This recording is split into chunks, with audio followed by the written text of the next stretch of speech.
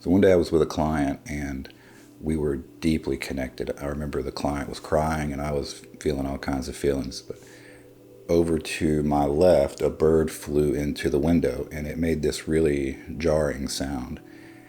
And we both looked in that direction.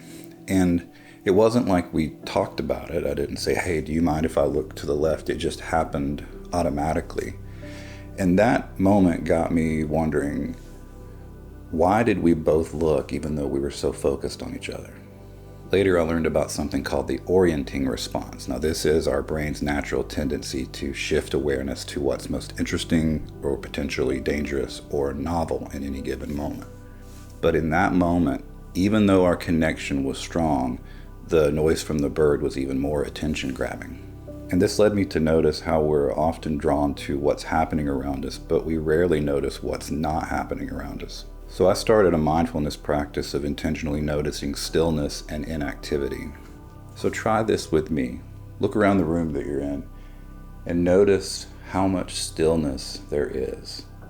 And if you're like me, you'll probably notice the only thing moving in the room is your head as you look around. I've practiced this in busy environments like congested traffic, but even there, the road is still, the buildings are still. And I've done this at a football game.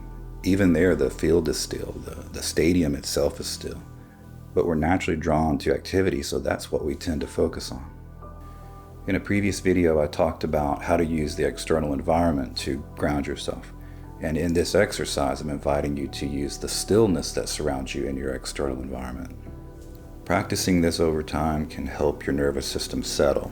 I've found that it brings my body and my mind to a place of calm where I'm focused less on potential threats and more on the safety of this present moment.